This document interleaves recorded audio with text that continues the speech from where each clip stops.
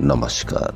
राजस्थान की तमाम फटाफट खबरों में आपका स्वागत है। राजस्थान की खबरों के लिए आपसे निवेदन की यदि आपने हमारे चैनल को सब्सक्राइब नहीं किया है तो कृपया करके राजस्थान की खबरों के लिए आपके अपने चैनल को सब्सक्राइब कर लें। आप सब्सक्राइब करते हैं तो हमें हिम्मत होती है सही और सच्ची खबरें आप तक पहुंचाने की। वरना मीडिया में आज बजट की खबरें, बजट पर सिर्फ खबरें, सिर्फ विज्ञापन की तरह। कहीं पर भी कोई विशेषज्ञ का ऐसा बयान नहीं कि बजट में कुछ तो कमी रही होगी या बजट में कुछ तो ऐसा झोल रहा होगा जो आम आदमी के समझ में नहीं आया होगा, या बजट में आम आदमी को इनकम टैक्स में राहत नहीं दी तो किसी आम आदमी ने तो ये बयान दिया होगा कि आम आदमी को राहत नहीं मिली तो उससे उसको तकलीफ हुई। लेकिन पूरा अखबार, मीडिया, आप कहीं पर भी चले जाएं, बजट पर कहीं कोई विशेषज्ञ ऐसे नहीं मिले जिन्होंने कहा है कि बजट में इस प्रकार की कोई कमी है। पूरा मीडिया, पूरा अखबार जगत आपको सिर्फ और सिर्फ विज्ञापन की तरह आपको सिर्फ तारीफ करता हुआ मिलेगा। तो कहीं ना कहीं तो कोई कमी रही होगी, लेकिन खैर ठीक है। जब आपको खबरें इस तरह से मिलेगी तो आप कैसे जान पाएंगे कि बजट क्या है क्या नहीं है। तो क्या है आज की वो बड़ी खबरें। राजस्थान में रविवार को अधिकतर स्थानों पर बादल छाए रहे, साथ ही अजमेर, वनस्थली, सीकर, संगरिया सहित कई स्थानों पर हल्की से मध्यम बारिश हुई।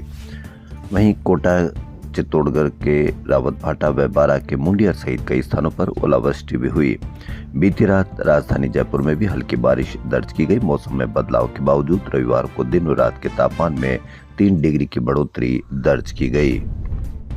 मौसम विभाग के अनुसार आज से पूर्वी राजस्थान के कोटा, जयपुर, अजमेर व भरतपुर संभाग के कुछ भागों में मेघ गर्जन के साथ हल्की मध्यम बारिश होगी। इसका असर 3 से 4 फरवरी को रहने का अनुमान है। हालांकि पश्चिमी व दक्षिणी पश्चिमी राजस्थान के अधिकांश भागों में मौसम मुख्यतः शुष्क रहने की संभावना है। एसएमएस ट्रॉमा सेंटर के प्रभारी डॉक्टर बीएल यादव की रविवार को हार्ट अटैक से मौत हो गई। जयपुर के बेगस के रहने वाले डॉक्टर यादव महाराष्ट्र के गोंदिया में सर्जन कॉन्फ्रेंस में शामिल होने गए थे। वहां सीने में दर्द और घबराहट के साथ तबीयत बिगड़ने लगी। उनको पास के हॉस्पिटल ले जाया गया, लेकिन इलाज के दौरान मौत हो गई। गौरतलब है कि डॉक्टर बीएल यादव सर्जरी विभाग के सीनियर प्रोफेसर थे और उन्हें पिछले साल ही ट्रॉमा सेंटर का प्रभारी बनाया गया था। 13.5 साल और सुप्रीम कोर्ट में 32 सुनवाई के बाद 1000 से अधिक अभ्यर्थियों को शिक्षक भर्ती 2012 में नौकरी मिलने का रास्ता खुल गया है। विभिन्न वर्गों में छूट के प्रावधान के बाद भी अधिक अंक वालों को नियुक्ति नहीं मिलने पर मामला कोर्ट पहुंचा था। साध्वी प्रेमबाईसा की मौत के 5वें दिन रविवार दोपहर 1 बजे एसआईटी बोरानाडा के आरती नगर स्थित आश्रम पहुंची। एसआईटी प्रभारी छवि शर्मा ने साध्वी के पिता विरमनाथ और सेवादार सुरेश से 3 घंटे तक पूछताछ की। आप किस तरह से सुरक्षित रह सकते हैं बांग्लादेश में या अपने देश में भी। जी हां, सर्विस लेन पर अंधाधुंध दौड़ाई कार, पैदल घूम रहे दुकानदार व युवक को कुचला, हुई मौत। एक राहुल जिसकी 8 महीने पहले ही शादी हुई थी, पिता दादा की भी हो चुकी है मौत। कितना बर्बाद किया है एक सर्विस लेन पर अंधाधुंध दौड़ाई कार ने। हरमड़ा लोहा मंडी रोड एक्सीडेंट जोन बनता जा रहा। 3 माह में दूसरी बड़ी दुर्घटना ने फिर 2 परिवारों को उजाड़ दिया। उनके खिलाफ किस तरह की कार्रवाई की जानी चाहिए, आप अवश्य कमेंट करके बताएं। शनिवार रात तेज रफ्तार स्विफ्ट कार ने पैदल जा रहे 2 युवकों को टक्कर मार दी। सूचना पर हरमाड़ा थाना पुलिस मौके पर पहुंची और दोनों घायलों को निजी अस्पताल पहुंचाया, जहां डॉक्टरों ने उन्हें मृत घोषित कर दिया। कौन लोग हैं जो इस तरह की सड़कों पर अंधाधुंध गाड़ियां चलाते हैं। प्रतिदिन रोज किसी न किसी हादसे में मौत के, हादसा नहीं बल्कि हत्या कर देते हैं। उन पर हत्या की तरह ही मुकदमा चलाया जाना चाहिए, उनकी परेड निकाली जानी चाहिए ताकि आम आदमी को पता लग सके कि किस तरह से बेखबर अंधाधुंध दौड़ाते हैं कार और किसी न किसी परिवार की हत्या कर देते हैं। हाईकोर्ट के सामने बनी अंडरग्राउंड पार्किंग से अब इस मुख्य सड़क पर जाम से राहत मिलेगी। बार एसोसिएशन के शपथ कार्यक्रम में सीएम भजनलाल शर्मा ने शनिवार को इस अंडरग्राउंड पार्किंग का शुभारंभ किया। अब सोमवार यानी आज से यहां वाहन खड़े हो सकेंगे। अब पुलिस प्रशासन को भी चाहिए कि पार्किंग स्थल होने के बावजूद भी यदि कोई सड़कों पर इस तरह से वाहन पार्क करता है तो उसके खिलाफ तुरंत कार्रवाई की जानी चाहिए। रविवार की सुबह गुलाबी नगरी में उम्र की सारी सीमाएं टूटती दिखी। 5 साल के बच्चे से 75 साल के बुजुर्ग तक हर कोई एक ही जुनून के साथ दौड़ा। यहाँ हर किसी का संकल्प स्वस्थ रहना था। जैसे ही मुख्यमंत्री भजनलाल शर्मा ने फ्लैग ऑफ किया, जेएलएन मार्ग पर ट्रैक सूट और स्पोर्ट्स शूज में हजारों कदम एक साथ आगे बढ़े। मौका था एयू जयपुर मैराथन 2026 का। रन सुबह 3 बजे शुरू हुई। जयपुर शहर में अवैध हथियारों के खिलाफ चलाए जा रहे विशेष अभियान के तहत सीएसटी पुलिस आयुक्तालय जयपुर की टीम ने बड़ी कार्रवाई करते हुए एक हथियार तस्कर को गिरफ्तार कर लिया। आरोपी के कब्जे से 5 पिस्टल, 2 खाली मैगजीन और 29 कारतूस बरामद किए गए। आरएलपी के राष्ट्रीय अध्यक्ष व सांसद हनुमान बेनीवाल ने सरकार के बजट को निराशाजनक बताया। कहा कि बजट ने देश के गांव, गरीब और किसान को निराश किया। महंगाई, रोजगार और मध्यम तथा निम्न आय वर्ग के मुद्दों पर पर्याप्त राहत देने वाले कोई नीतिगत उपाय नहीं किया गया। राजस्थान राज्य कर्मचारी संघ ने बजट में एसीपी ग्रेड पे व पदोन्नति से जुड़ी मांगों को शामिल करने की मांग की है। वर्तमान में लागू 9, 18, 27 एसीपी व्यवस्था के स्थान पर 8, 16, 24, 32 एसीपी व्यवस्था लागू किए जाने की मांग की है, ताकि इससे कर्मचारियों को समयबद्ध आर्थिक उन्नयन का वास्तविक लाभ मिल सके।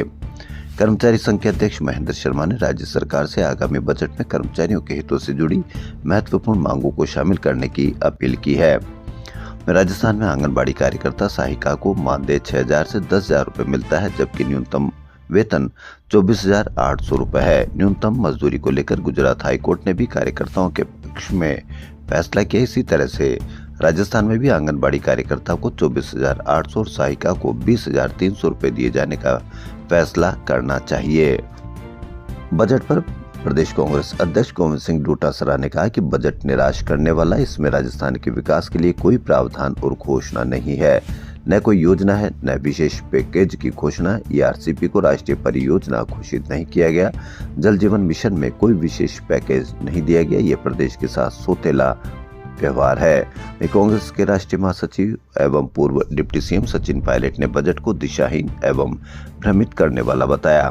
एक तरफ केंद्र सरकार ने केंद्रीय टैक्स में राज्यों को हिस्सा 41% ही बरकरार रखा, वहीं ग्रामीण रोजगार गारंटी योजना में राज्यों के 40% हिस्से के लिए कोई रास्ता नहीं निकाला।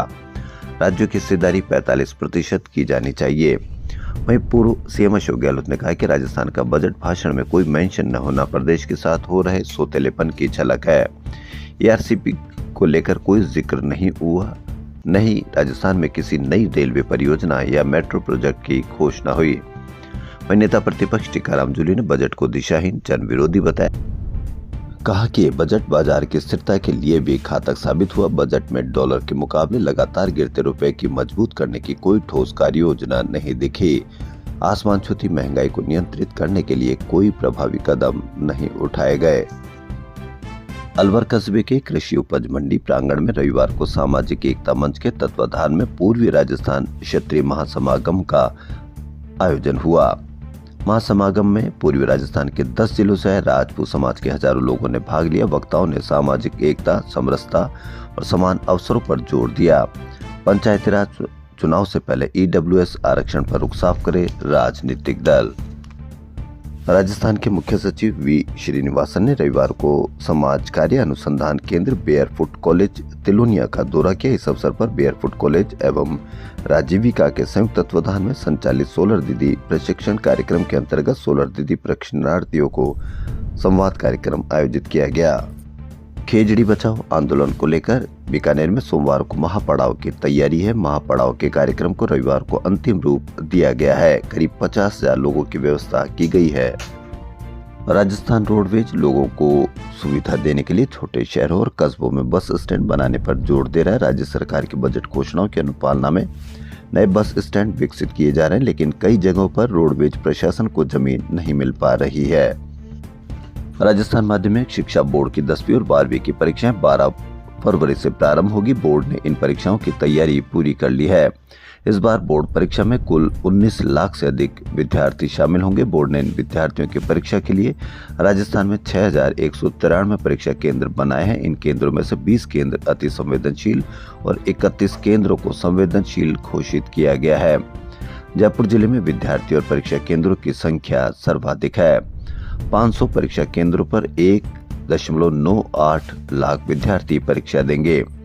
10वीं कक्षा में विद्यार्थियों की संख्या 24,537 घटी, 12वीं में 23,824 बढ़ी। कैसे घट गई, किस प्रकार से घट गई, इसकी कहीं भी आप कोई चर्चा नहीं देखेंगे।